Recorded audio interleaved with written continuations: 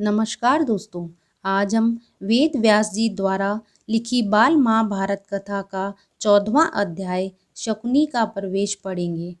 एक दिन युधिष्ठिर ने अपने भाइयों से कहा कि युद्ध की संभावना को मिटा देने के लिए आज से 13 वर्ष के लिए अपने भाइयों या किसी बंधु को भला बुरा ना कहूँगा।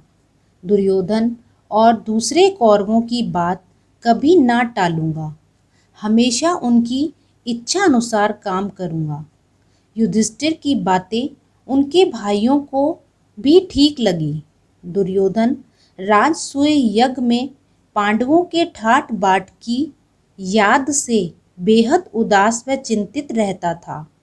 एक दिन शकुनी ने दुर्योधन की उदासी का कारण पूछा। दुर्योधन लंबी सांस लेते हुए बोला, मामा जी, चारों भाइयों समेत युधिष्ठिर ठाट बाट से राज कर रहा है। यह सब इन आँखों से देखने पर भी मैं कैसे शोक ना करूं। मेरा तो अब जीना ही व्यर्थ मालूम होता है।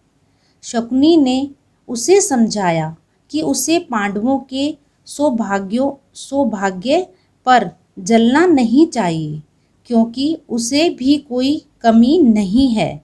उसके साथ पितामह भीष्म, कृपाचार्य, द्रोणाचार्य, जयद्रथ, अश्वत्थामा, सोमदत्त, कर्ण जैसे महावीर तुम्हारे पक्ष में हैं।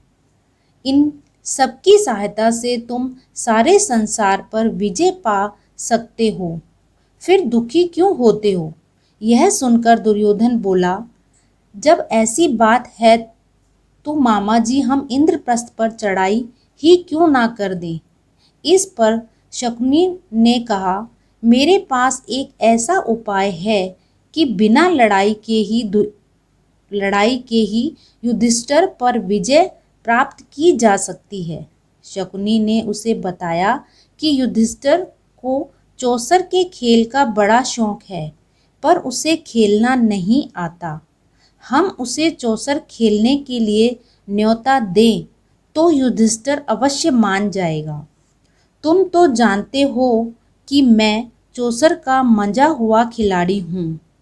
तुम्हारी ओर से मैं खेलूँगा और युधिष्ठिर को हराकर उसका सारा राज्य बिना युद्ध के आसानी से छीन कर तुम्हारे हवाले कर दूंगा। इसके बाद दुर्योधन और शकुनी धृतराष्ट्र के पास गए।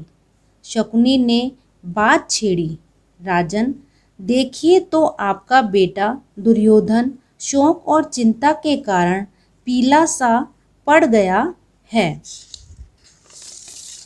धृतराष्ट्र को अपने बेटे पर अपार स्नेह था। शकुनी की बातों से वह सचमुच बड़े चिंतित हो गए। धृतराष्ट्र चिंतित होकर इसका समाधान पूछते हैं।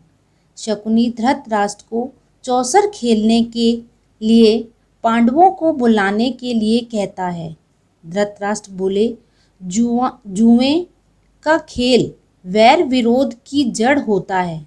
इसलिए बेटा, मेरी तो यह राय है कि तुम्हारा यह विचार ठीक नहीं है। इसे छोड़ दो और मैं विदुर से भी सलाह कर लूँगा। धृतराष्ट्र ने विदुर से भी गुपचुप सलाह की। विदुर बोले, राजन, सारे वंश का इससे नाश हो जाएगा। इसके कारण हमारे कुल के लोगों में आपसी मनमुटाव और झगड़े फसाद होंगे। इसकी भारी विपदा हम पर आएगी। धृतराष्ट्र ने कहा, भाई विदुर, मुझे खेल का भय नहीं है, लेकिन हम क्या कर सकते हैं। सो तुम ही युधिष्ठिर के पास जाओ और उसे मेरी तरफ से खेल के लिए न्योता देकर बुला लाओ। अपने बेटे पर उनका असीम स्नेह उनकी कमजोरी थी और यही कारण था कि उन्होंने बेटे की बात मान ली। यह तो था महाभारत कथा के 14वें अध्याय का सारांश रूप। अब हम इसके प्रश्न उत्तर करेंगे। प्रश्न पहला, युधिष्ठिर ने क्या शपथ ली? उत्तर, आज से 13 बरस तक मैं भाइयों व बंधुओं को भला बुरा नहीं कहूँगा। प्रश्न दूसरा, पांडवों ने कौन सा यज्ञ किया? उत्तर, राजसूय यज्ञ। प्रश्न तीसरा, चौसर के खेल के लिए युधिष्ठिर को न्योता देने वाले कौन थे? उत्तर, धृतराष्ट्र। प्रश्न चौथा, धृतराष्ट्र को चौसर खेलने की सलाह किसने दी?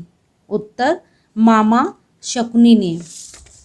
प्रश्न पांचवा, दुर्योधन के साथ कौन कौन थे? उत्तर, द्रोणाचार्य, अश्वत्थामा, कर्ण, पितामह भीष्म, कृपाचार्य, जयद्रथ व सोमदत्त। प्रश्न छठा, जुए के खेल के विषय में विदुर ने क्या विचार व्यक्त किए? उत्तर, विदुर बोले, राजन, इससे सारे देश का नाश हो जाएगा। कुल के लोगों में आपसी मनमुटाव और झगड़े फसाद होंगे। इसकी भारी विपदा हम पर आएगी।